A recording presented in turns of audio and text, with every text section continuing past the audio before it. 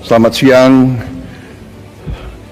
salam sejahtera bagi kita sekalian, Shalom, Om Swastiastu, Namo Buddhaya, salam kebajikan.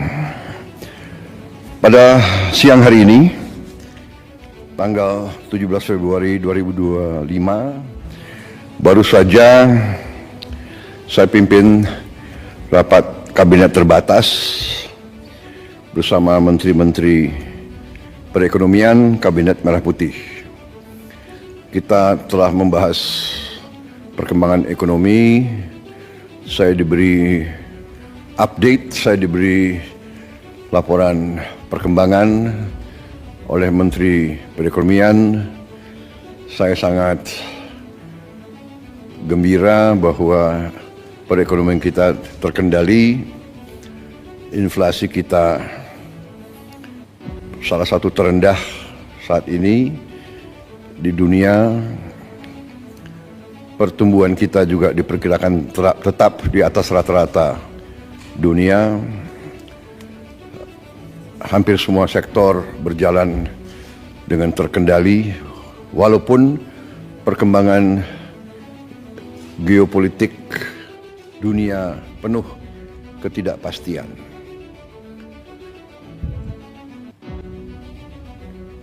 Namun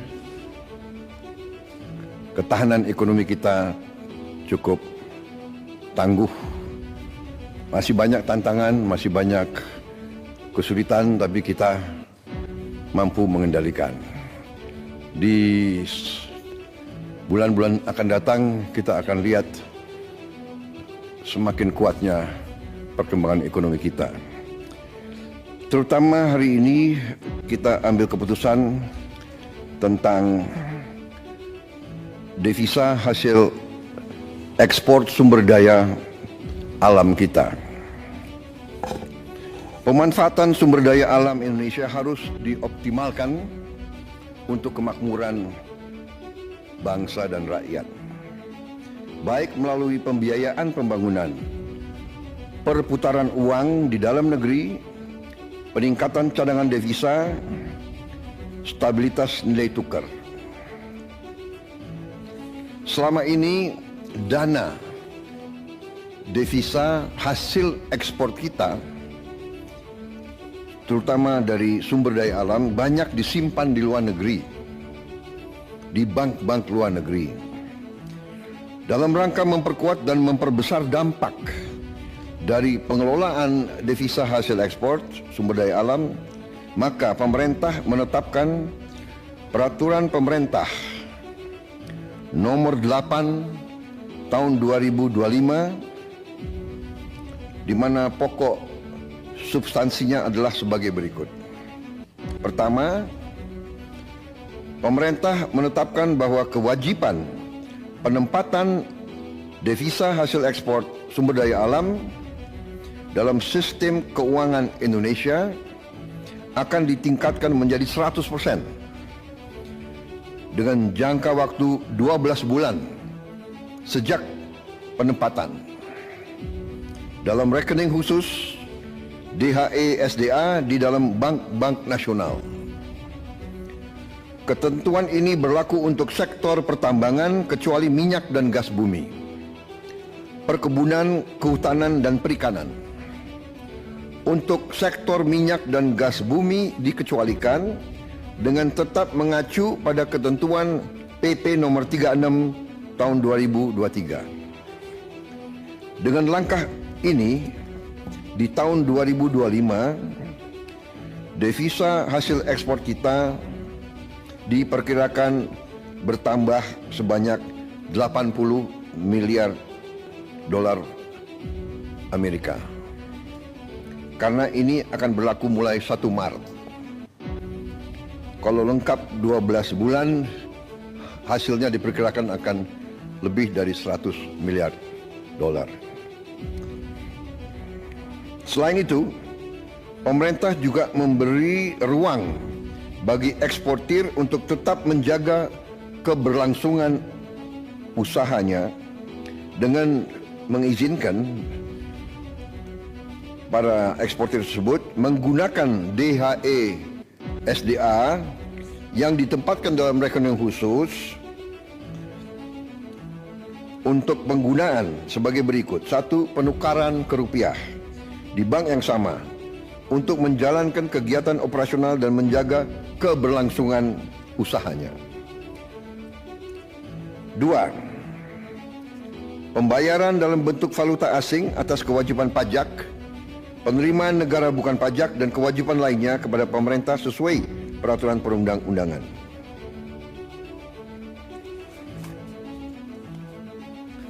3. Pembayaran dividen dalam bentuk valuta asing. 4. Pembayaran untuk pengadaan barang dan jasa berupa bahan baku, bahan penolong atau barang modal yang belum tersedia, tidak tersedia, tersedia namun hanya sebagian, tersedia tapi spesifikasinya tidak memenuhi di dalam negeri dalam bentuk valuta asing. 5. Pembayaran kembali atas pinjaman untuk pengadaan barang modal dalam bentuk valuta asing.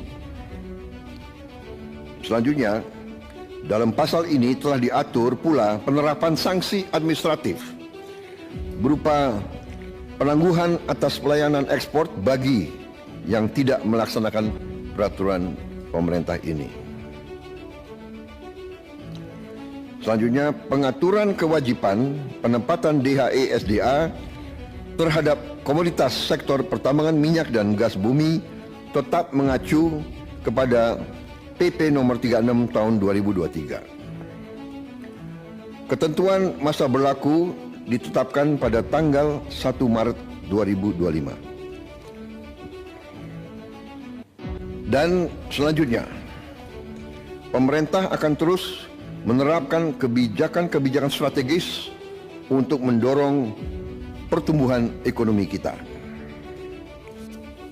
Saudara-saudara sekalian, dalam kuartal pertama tahun ini, kebijakan-kebijakan yang mendorong pertumbuhan ekonomi: pertama, hasil kebijakan kenaikan OMP 2024. 2. Optimalisasi penyaluran bansos di bulan Februari dan Maret 2025. 3. Pencairan THR bagi ASN dan pekerja swasta di bulan Maret 2025. 4. Stimulus pada bulan Ramadan, yaitu A. Diskon harga tiket pesawat, B. Diskon tarif tol, C. Program diskon belanja, D. Program pariwisata mudik lebaran, E. Stabilitas harga pangan. 5. Paket stimulus ekonomi. A. Diskon tarif listrik, B. PPN DTP pembelian properti dan otomotif, C.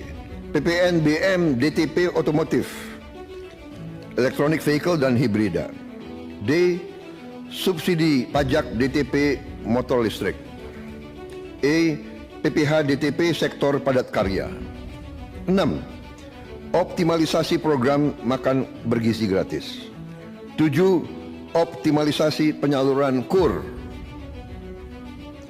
8. Panen padi terrealisasi secara optimal, di mana sudah ada laporan bahwa produksi beras kita meningkat secara signifikan. Saudara-saudara, juga kebijakan-kebijakan yang mendorong daya saing untuk transformasi ekonomi kita. Yang pertama tentunya program makan bergizi gratis yang diperkirakan akan meningkatkan pertumbuhan di seluruh daerah-daerah di negara kita, karena uang berputar di desa, di kecamatan, di kabupaten.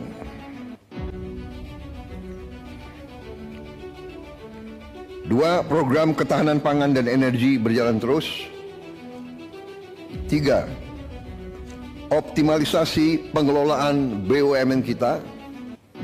melalui konsolidasi ke dalam suatu dana investasi nasional ya, yang akan kita launching tanggal 24 Februari yang akan datang, yaitu Danantara ya. Danantara adalah konsolidasi semua kekuatan ekonomi kita yang ada di pengelolaan BUMN.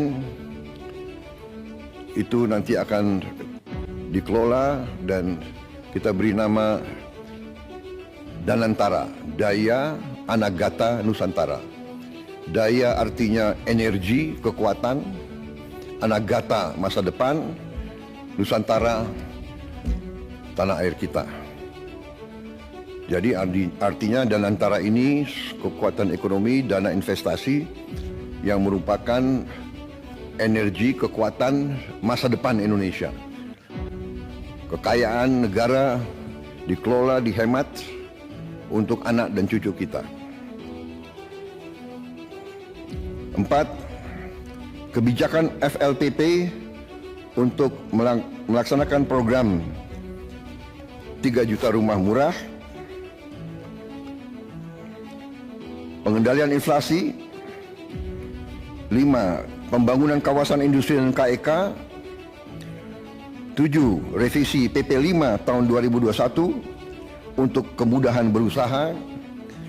8. Keberlanjutan tax holiday dan tax allowance untuk menjaga iklim investasi. 9. Tadi yang sudah kita umumkan kebijakan tentang DHE SDA. 10. Kita akan bentuk bank emas. Jadi selama ini kita tidak punya bank untuk emas kita. Tidak ada di Indonesia. Jadi emas kita banyak ditambang dan mengalir ke luar negeri. Kita ingin sekarang punya bank khusus untuk emas di Indonesia. Insya Allah kita akan resmikan tanggal 26 Februari. Ini saya kira pertama kali ya di Republik kita. Kita terus akan perbaiki penghapusan buku tagih utang macet bagi UMKM. Tentunya juga ada kebijakan internasional kita, yaitu bahwa Indonesia bergabung ke BRICS. Sudah dinyatakan bahwa kita diterima di BRICS. Ya, ini sedang prosesnya, transisinya sedang berjalan. Kita juga akan menyelesaikan perjanjian SEPA, singkatan SEPA, Comprehensive Economic Partnership Agreement. Intinya adalah semacam free trade ya, free trade area, saling menurunkan tarif bagi barang-barang kedua pihak. Kemudian kita juga menjalankan terus pendaftaran kita ke OECD. Yang terakhir, kita juga ingin secepatnya menyelesaikan kerjasama Indonesia kita, Indonesia, Uni Eropa, SEPA juga, Comprehensive Economic Partnership Agreement. Jadi saudara-saudara, demikian hasil daripada ratas hari ini. Padahal ini adalah pekerjaan berminggu-minggu yang dilaksanakan oleh Menko dan semua menteri, dan kita bahas sebetulnya sudah berkali-kali, tapi hari ini kita rangkumkan dan kita putuskan, dan sudah saya tanda tangan peraturan pemerintah tersebut nomor 8 tahun 2025, dan hari ini kita umumkan ke publik. Saya kira demikian, saudara-saudara. Kita bersyukur kita bisa memberi yang terbaik kepada bangsa dan rakyat. Kesulitan pasti ada, hambatan pasti ada, tantangan pasti ada, tapi dengan kerjasama yang baik di antara semua pihak, dengan niat yang tulus, dengan orientasi kita hanya kepada kepentingan bangsa dan rakyat, dan berpegang teguh kepada Undang-Undang Dasar 1945, insya Allah kita akan mencapai keberhasilan.